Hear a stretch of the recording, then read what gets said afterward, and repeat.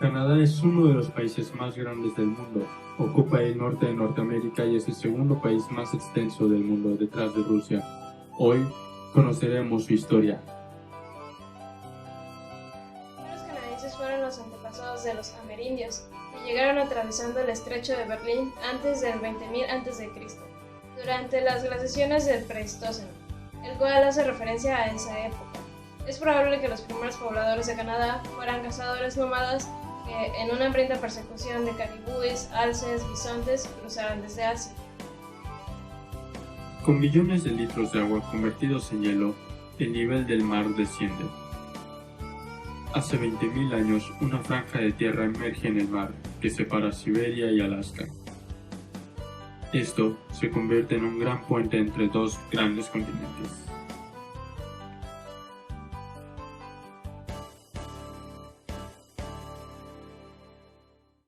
Todo empieza hace unos 500.000 años con la aparición de las primeras culturas indias y su dominación por el país.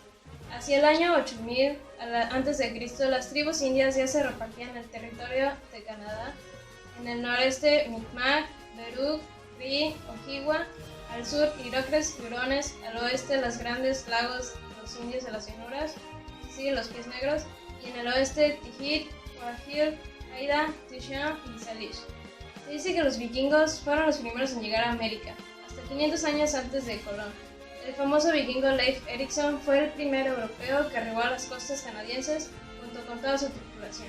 Alrededor del año 1000 exploraron las costas occidentales de Canadá, establecieron asentamientos de invierno y puntos intermedios para reparar las embarcaciones y reabastecerse de provisiones. Las tribus locales no mostraron mucho entusiasmo ante la llegada de estos intrusos. Finalmente se cansaron del clima hostil y volvieron a casa.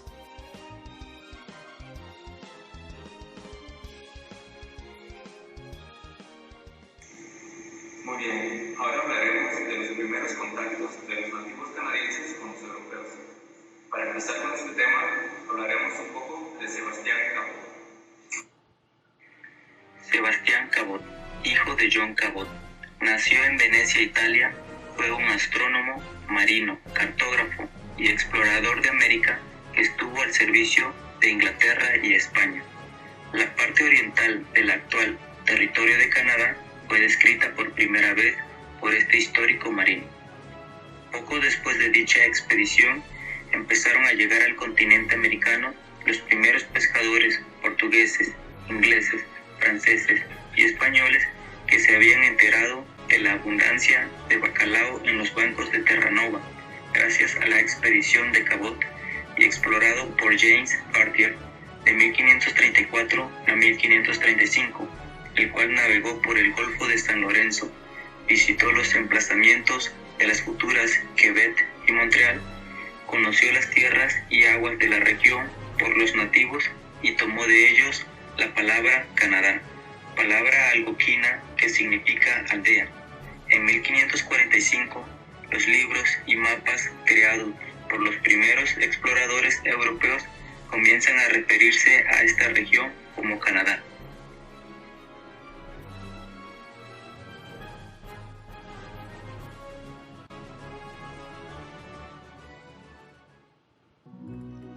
Sin embargo, y a pesar de su inmensidad y la riqueza de sus recursos naturales, estas cifras resultan engañosas, ya que gran parte del Canadá actual se encuentran en realidad deshabitadas y aún en un estado prácticamente virgen.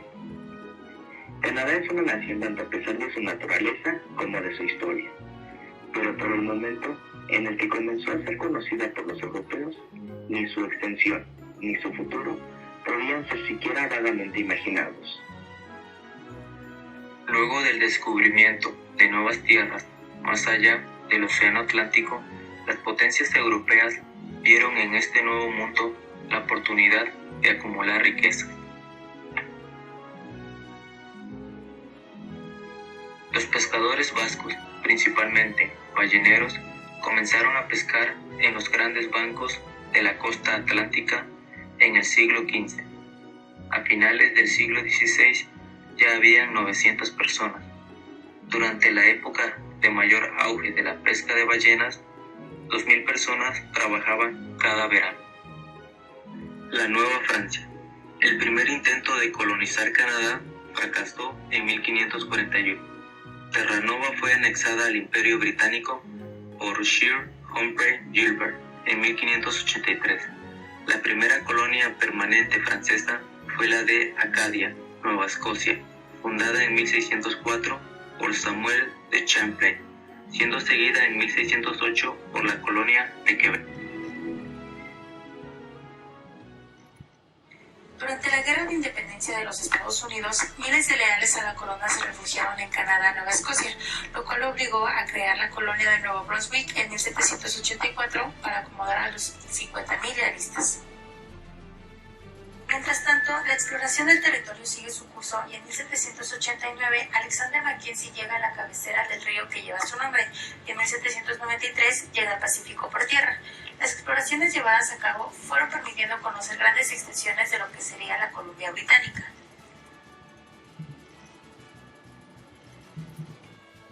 En 1719 se divide el Canadá en Superior Ontario e Inferior Quebec.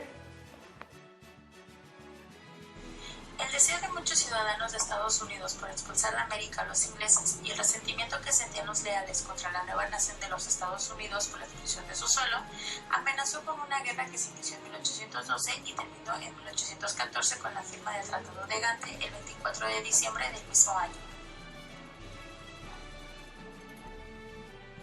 En 1818 se fija la frontera entre Estados Unidos y Canadá en el paralelo 49, lo que obliga a Canadá a abandonar su colonia de Grand River al sur de dicho paralelo y obliga a llevar a cabo una ocupación conjunta de Oregon hasta su cesión a los Estados Unidos en 1846.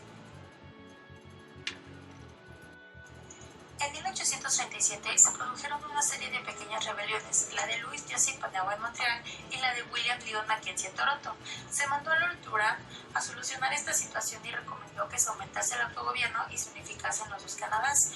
La unión se hizo con dificultades y finalmente se aprobó el aumento del autogobierno, dándose la misma representación a ambos territorios en la Cámara de Representantes.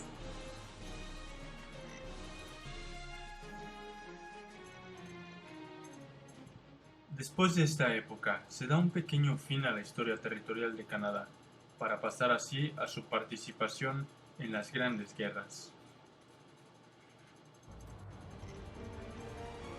La Primera Guerra Mundial fue uno de los episodios más crueles y sangrientos de la historia. La última tecnología armamentística haría de ella un nuevo concepto de guerra. Este cruento enfrentamiento bañaría de sangre a la vieja Europa.